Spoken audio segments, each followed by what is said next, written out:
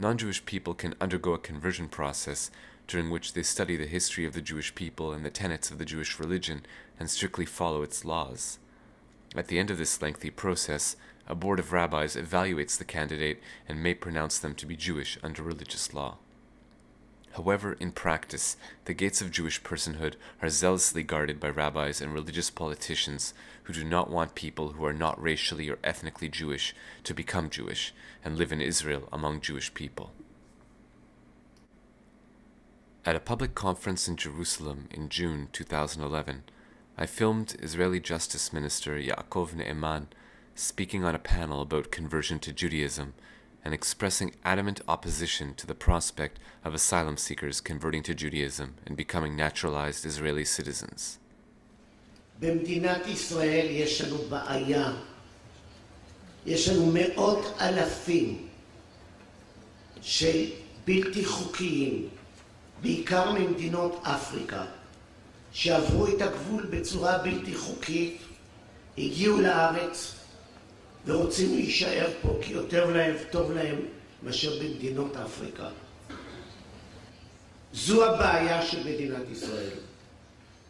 אי אפשר לתת לכל מי שרוצה לעשות גיור, כי זה מאפשר כניסה למדינה וקבלת אזרחות, או אם מישהו בלתי חוקי במדינה להפוך אותו לחוקי.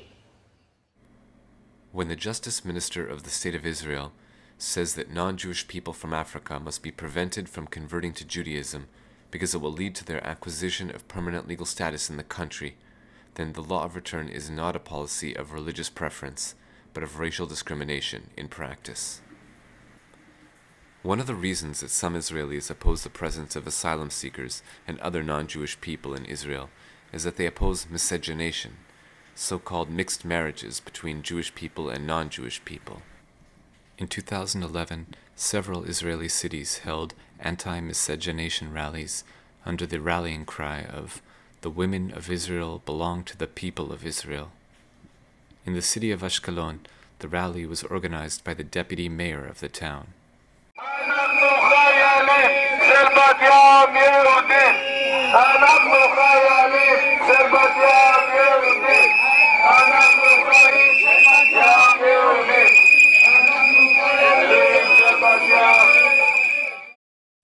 The same sentiments against so-called race mixing were expressed at the April 2011 anti-asylum seeker rally in South Tel Aviv. אנחנו עובדים שעבודה שאתם לא צריכים לעבוד. אנחנו עובדים את החרה. למה לא מגיע לנו להיות חרה? וואי! אז איפה באוגנדה? איפה באוגנדה? איפה ישראל? איפה ישראל צריכה להיות באוגנדה? אני לא רוצה שם! תבוא לאוגנדה! לך לישון, לך לישון. אני אשן, תביא לי כרית. תביא לי כרית. מה נעשה? תביא לי כרית, אני אשן. תביא לי כרית, אני אשן. מה? תהיה באוגנדה. האם אפשר להחשיב אותם בכלל גרים? מוריי ורבותיי, שתדעו לכם מאז ומתמיד, ההתבוללות המיטה אסון על עם ישראל, ואנחנו כאן בשביל למנוע את כל האסונות שבאים עלינו. By refusing to permit Jewish people and non-Jewish people to marry each other in Israel, the state is reinforcing racial segregation and empowering grassroots anti-African forces who oppose the presence of asylum seekers in the country on the grounds that it could lead to race mixing. Another religious reason that some Israelis oppose the presence of asylum seekers specifically, and other non-Jewish people generally, is a belief in biblical end-times prophecy. Apparently, some Jewish people subscribe to the notion that a religious world war to end all wars is imminent. According to this belief system, when the final battle breaks out, every non-Jewish person in the country will become their mortal enemy. At a rally in downtown Tel Aviv in March 2011, a group of demonstrators demanded that foreigners be deported. שמי מרים ביטון, אני מתגוררת במשפחת שפירא בתל אביב, במסעד שערים 55, ושם זה מתחת לכל ביקורת, גונבים, הסודנים, אני יש שכנים שלי שם הם סודנים, והם שם גונבים ועושים כל מיני דברים, רוצחים, אפילו אחותי עם תיק, אחותי עם תיק ביד, מסכנה, גנבו לה תיק מהיד. החברה פה, סודני אחד הביא לה בוקס בפנים, השן נשברה לה והיא כאן, וגם כן התיק שלה גנבו ממנה. היא אומרת, מרים, אי אפשר להיכנס לשום מקום, כל נווה שאנן זה סודנים ואפריקאים. אני לא שאני אומרת שלא יבוא, אבל זה ארץ שלי. אני מרגישה, אני בשפירא נולדתי וגדלתי, וגם אני נשואה ואני גרה בשפירא, מזכירה. אז קשה לך עם פשע. תשמע, זה לא רק פשע. תראה, הם גויים, למה שיהיו איתנו? הבעיה תראה, הגמרא אומרת, כן? שעוד מעט יהיה בעולם טוב ובוהו, ואז יהיה טוב ובוהו, והמשיח יצטרך להגיע. אז ברגע שהמשיח יגיע, לפני כן יהיה טוב ובוהו, ואז כל הגויים יקחו את הרשעים, ואז זה ממש בעיה. אז לפני שכל הבלגן הזה, מה אנחנו צריכים את זה?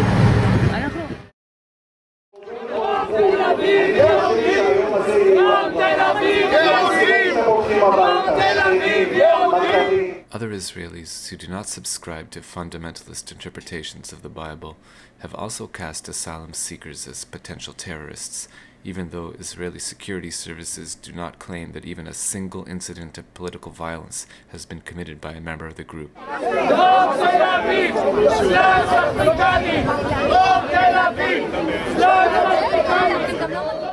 The very term that Israeli legislators who are hostile to asylum seekers use to describe them, infiltrators, implies that they are breaking the law by their very presence in the country. And in a country as defense-conscious as Israel, merely being labeled a security threat is a near conviction in the court of public opinion. At the April 2011 anti-asylum seekers march in South Tel Aviv, one protest leader claimed that all asylum seekers are potential terrorists because their dire financial straits, a direct result of the government's refusal to grant them legal work permits, are fertile conditions for recruitment by militant groups who plan to attack Israelis. תדעו לכם, זה פצצת זמן, אתם תשאלו את המחיר, אנחנו לא יודעים למה זה יוביל אותנו, זה פצצת זמן, היום הם מסתננים בשביל פרנסה, מחר הם ירצחו בשביל פרנסה, הם יהיו מוכנים בשביל $1,000 לפוצץ 100,000 ישראלים, אין להם בעיות על זה, אין להם בעיה עם זה. In the Israeli cultural lexicon, there is more than one type of security threat. Israel's most powerful politician, Prime Minister Benjamin Netanyahu, is a secular Jew and does not generally use religious language to characterize non-Jewish people as threats. Secular Jews like Netanyahu, who oppose the presence of asylum seekers in Israel, often use a different kind of vocabulary to incite fear of Africans, the language of demographics. At a government meeting in July 2010, Netanyahu said that asylum seekers were a demographic threat to the Jewish and democratic character of the country, Haaretz reported. The point was not lost on political observers. William Tall, representative to the United Nations High Commission on Refugees in Israel, UNHCR, spoke on a panel in Jerusalem in June 2011 to discuss the migration of refugees to Israel. Tall told the audience that one reason for the Israeli government's reticence to accept asylum seekers is its demographic implications. You have people who genuinely believe that this influx of Africans, non-Jewish, from Africa is a threat to the very delicate demographic balance in Israel. People believe this. It is necessary to parse this statement about a delicate demographic balance in order to understand much of the secular Jewish opposition to asylum seekers in Israel. The panel at which Tall made his statement was moderated by Hebrew University Professor Emeritus Sergio Della Pergola. Only 1 month before the panel was held, in May 2011, Della Pergola published a new book entitled Jewish Demographic Policies, in Hebrew and English. In the book, Della Pergola states that it is an indisputable axiom that the government of Israel must prevent the non-Jewish population of the country from growing significantly. He writes, the main demographic challenge of Israel as a core state of the Jewish people is to preserve a clear and undisputed majority among the country's total population. The declaration of the establishment of the State of Israel made reference to a Jewish state, a state that would have Jewish characteristics, but it did not mention a necessity to establish or maintain Jewish demographic dominance, a clear and undisputed majority among the country's total population, or anything of the sort. The declaration states that the State of Israel will be open for Jewish immigration and for the ingathering of the exiles. It will foster the development of the country for the benefit of all its inhabitants.